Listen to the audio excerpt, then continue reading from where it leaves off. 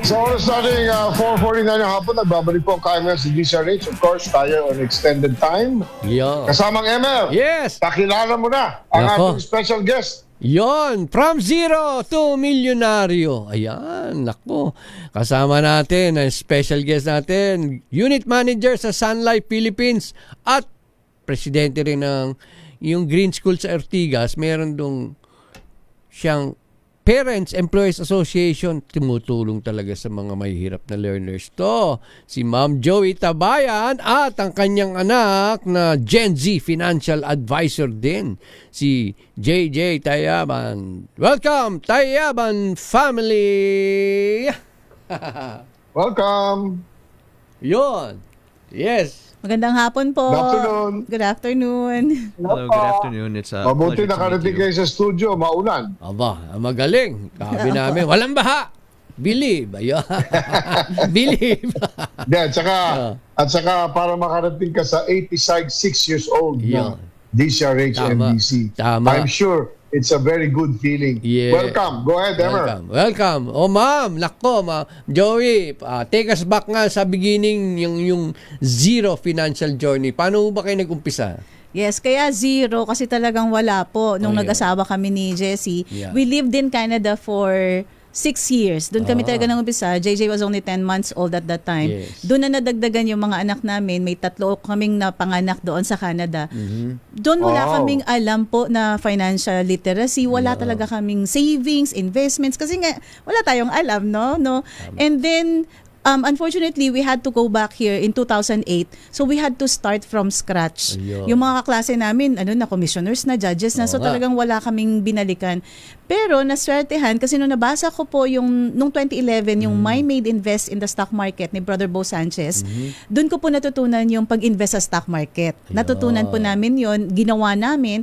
And then 2012, Brother Bo Sanchez hired me as the concierge director for Truly Rich Club. Concierge direct. Concierge director.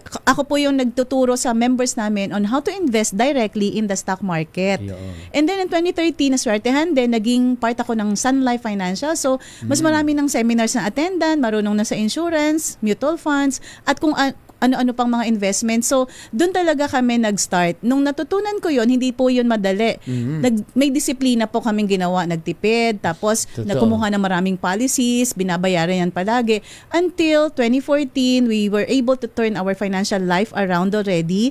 And dire-diretso lang po yung pag-iipon until now. Yun, nako talaga.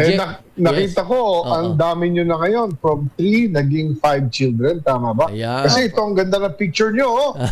Yan ang mga Lima ba ang anak nyo, ma'am? Yes po. 2 na pinanganak dito sa Pilipinas, 3 sa Canada. Yeah. At JJ, ito naman. Ano naman yung mga... Si JJ ba ang eldest? Apa. Yes, I am. In English yata eh. Oo. Kasi Canada. Pero marunong ka mag-Tagalog kahit konti, JJ. JJ, go. Your passion story. Yeah. Marunong Your ako passion ng for investing. konting Tagalog lang. Okay. And I'll actually explain why. Yes. The reason why is, and it's actually easy for me to say this, but what our family did truly required a lot of discipline and sacrifice. Yeah. What we did as a family is we really cut our expenses and lived simply. That means we didn't go out much, we didn't go to the movies, no extravagant birthday parties. We didn't actually have a lot of toys as kids, and we didn't have to spend on gadgets. And our biggest decision as a family was we kids were homeschooled. And I actually appreciate the quality of education my parents gave me, even if we were not in a formal school. Yeah. So after that, we kids, we completed the DepEd ALS program. And I went straight to college, and my siblings, 3 of them, went to the LaSalle Green Hills Alternative Education. Yun po yung charity school ng LaSalle. Yung night school. Wow! Parang alam ko yun. Nag-night school sila. Opo. Yung tatlo. Hindi si JJ kasi after niya mag-ALS, diretso na ng college. Kasi wala pang K-12 noon. Pero yung tatlo inabutan ng K-12. So, merong night school po si LaSalle na hindi alam ng iba. It's a charity school of LaSalle. Doon po pumapasok yung mga yung mga adult night, yung mga adult students natin. Yes. And Tumutulong ang Silverde dyan. Yes po. Ano yung Salamat po. sasabihin mo yata? May sasabihin ko yata, Silverde. Maraming salamat po sa tulong na ginawa ninyo kasi talagang nagpapasalamat yung mga estudyante sa lahat ng ginawa ng Silverde. Yan. Thank Hindi, you. pero nakakatuwa, Cory, ALS, although siyempre advanced, no? That the alternative learning system works. Yes. It does work. Yes po, maganda And po here yung is programa. the mother of the children that went there to prove it does work. Yes. Yun. At talagang tumutulong pa ngayon sa mga Yes, until now student. tumutulong po yung Silverde. Kayo. Kailangan po namin. Kayo. Yeah, even the Parents Employers Association, kami po talaga yung nag-a-assist at nag-guide sa mga estudyante ngayon. Yan. Cory? So ito bang anak mo is already a graduate? Yes. Naka-college Yes, na sir. ba siya? Yes, po. I'm a graduate.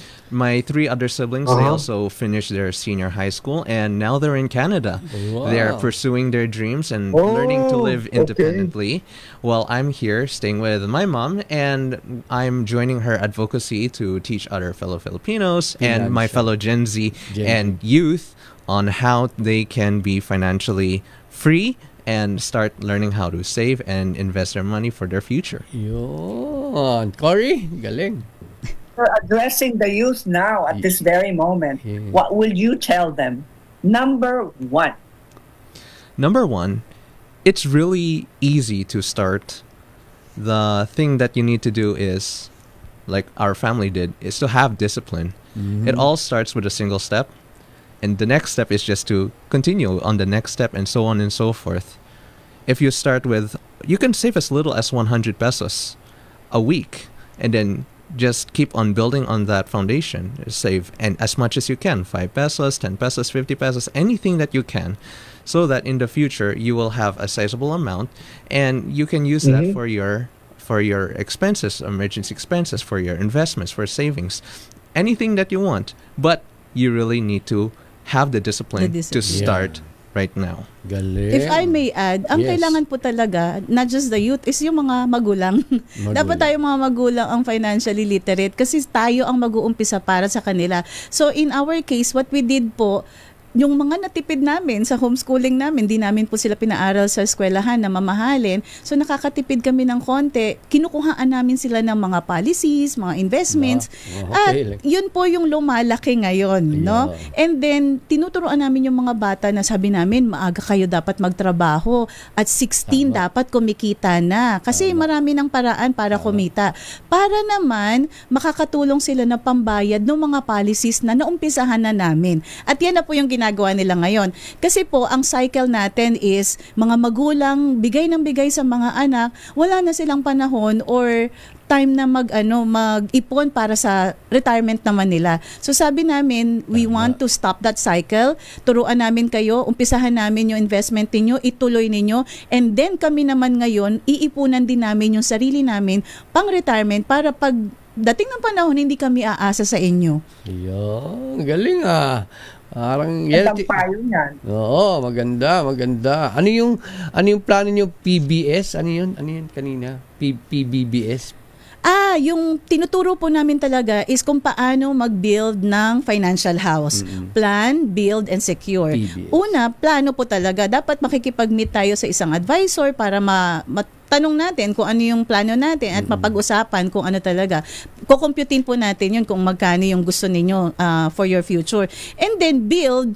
Ang pag-build po talaga, uunahin natin ang foundation. 3 po ang foundations natin, emergency fund, health protection, at saka life insurance. Yung 3 na yan dapat matibay. Kasi kapag nag-iba yung bahay, wala po tayong pagkukuhaan. So dapat patibayin natin yung foundations. And then saka na lang tayo mag-invest kung meron pang extra.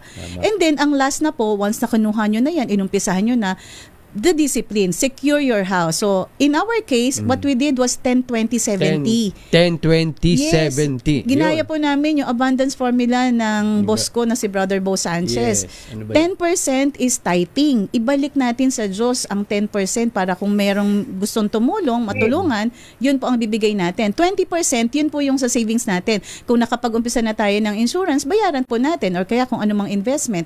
And then lastly, magtipid po tayo, 70% lang ng sweldo ang pagkakasyahin natin. Now, pag hindi kasya, doon magtipid sa kung ano man paraan. Tanggalin yung mga extravagant na birthday, yung mga regalo, gadget, or mga subscriptions dyan. Yes po.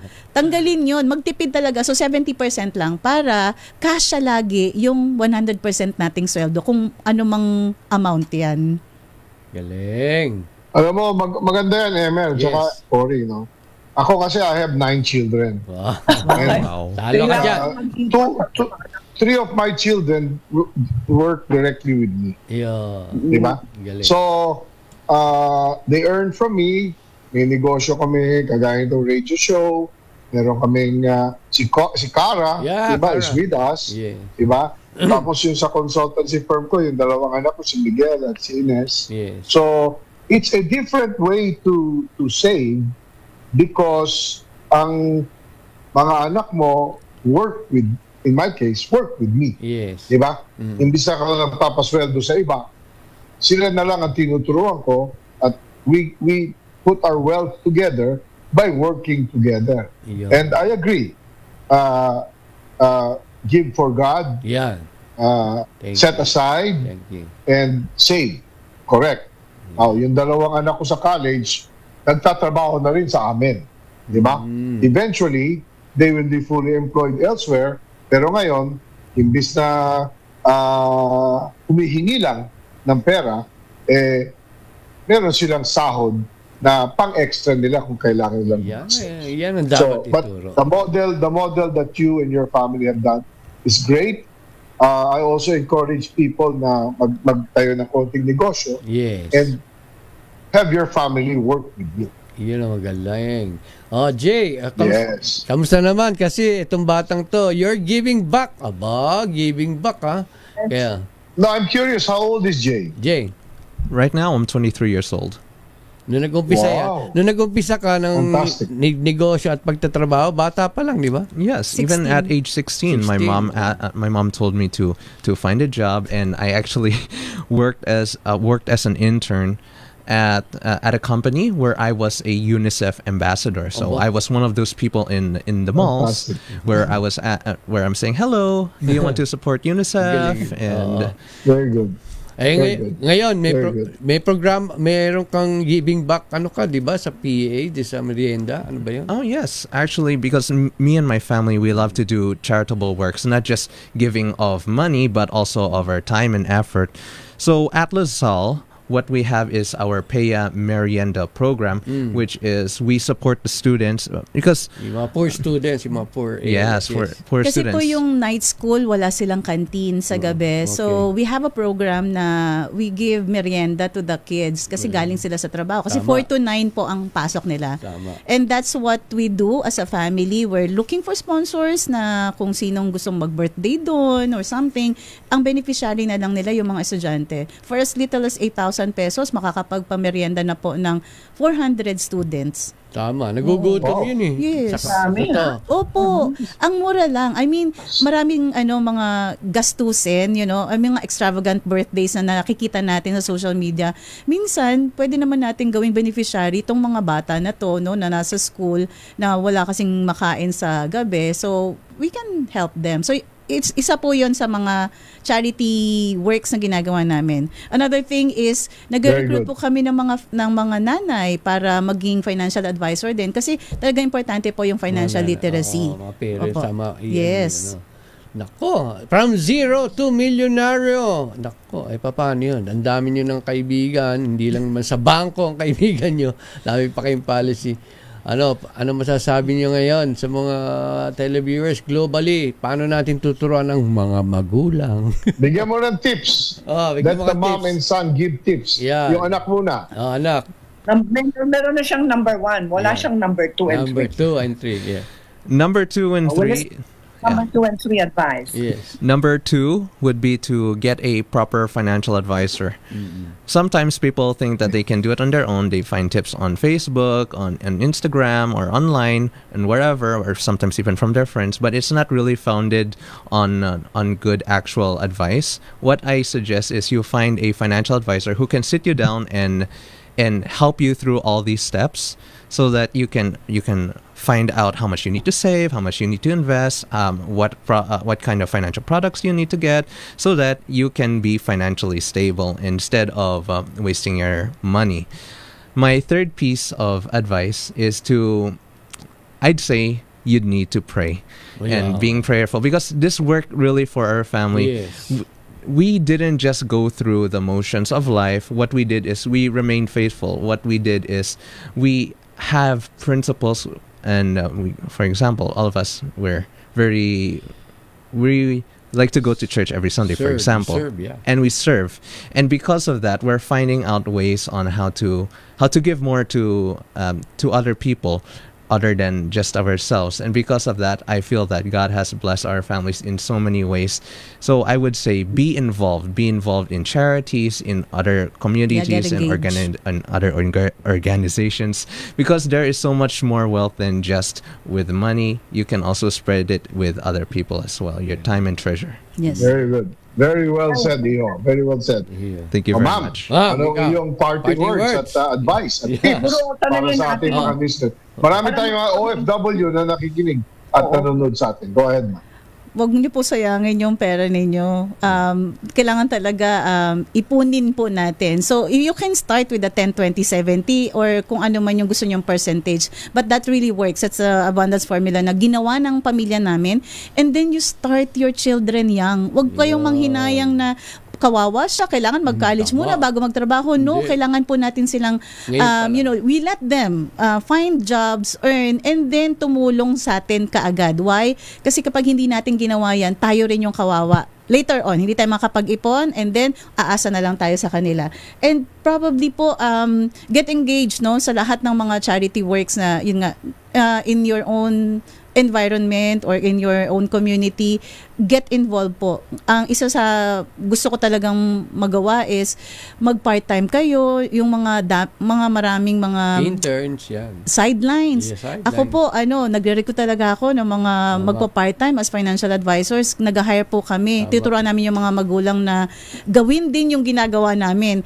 And yung programa ng gobyerno na ALS, yung ALS, nakakatulong po talaga siya. So, sa mga iba na hindi kaya talaga magpa-aral ng mahal na tuition, baka gusto nilang mag-homeschooling na lang din kasi homeschool po kami. Marami pong paraan para makapagtipid. And I think yun ang umpisa na maging financially literate muna ang mga magulang, ituro sa mga bata, at saka yung mga bata ngayon, turuan natin magtrabaho at tumulong agad sa atin. Yeah. Very well said. Congratulations. Sa Facebook both you and your family is truly inspiring. Yes. At sana patuloy kayo makapag-inspire ng iba pang mga pamilya global. Emmer? Yeah, anong Facebook mo para ma-share mo? Okay. Yan, Facebook account. Yes po, Joey Tayaban. Or facebook.com/JMJFamily. JMJ Family. Yes po. Can I just explain yung from zero to multi-millionaryo? Baka kasi ma-hold up kami, sabihin may multi-millionaryo ngayon. Ang ibig po sabihin nun, dahil inumpisahan na namin silang kuhaan ng mga policies, I think all my children have about mga 8 to 10 policies each. Doon namin dinala talaga yung natitipid namin. Galing. Yun po ang magiging multi-millions in the future. Actually, nagagamit na nga nila. Like our 3 children, pinapunta na namin agad sila sa Canada kailan lang nung pag-graduate nila ng grade 12. Doon namin kinuha yung pera na nakakaipon po yun eh. So yun ang magiging multi-millions in the future. So yun po ang multi-millions. So from zero, nothing talaga, and then naging disiplinado kami, and then yan na, kinuhaan namin sila ng mga investments na hindi mananakaw ever ng kahit sino man. Yeah. Very good. Very good. Emmer? Yes, Cory? 10, ha? Bawat anak, 10 plano. Yes po. Madami na. Fantastic. Galing. Yan. Tama. At matututo tayo niyan. Okay, Emmer? Yes. Mag-greet lang tayo ng happy birthday, Benar Avalos, and condolence. Family ni Elmer Lopez. Yeah, we have a batchmate who died in his sleep the other day. Yeah. Condolence. 63 years old, to the family of Elmer Lopez and his wife. Tama ba, Emmer? Si Joy? Yes. Tama ba? Oo. And yes. At saka yung anak. At saka yung apo. Condolences, classmate. Classmate ko talaga yan. At kasama ko sa basketball, nagba-badminton, and he was a very good man. Yeah. And heaven has a new angel. Tama. No, peace. Yes. At talagang kaya mo yan. God is with us. Raymond San Jose. Oy! Atendido. Kaya mo Magaling ka yan. rin, Raymond, atendido. Andiyan Yes. kami sa inyo. Okay. Lahat kayo. Pasalamat partner Yes. sa B Hotel, yung Bellevue chain. Oy, nandiyan. Okay, thank you. nakatambay sila. Kung hindi bumalik ang power dito, tatakbo ako sa doon ng studio. Okay. Alright. At saka congratulations sa P Pilates, ang bagong Pilates studio sa Molito, sa Alabang. Congratulations. Okay, dito po nagtatapos sa aming programa sa DCRH. Tandaan nyo, tuwing Sabado, alas 4 hanggang alas 5 ng hapon, ang inyong paborito programang Kaya Kaya mo Yan. yan. Bye! God bless. Stay dry, stay safe. Kaya mo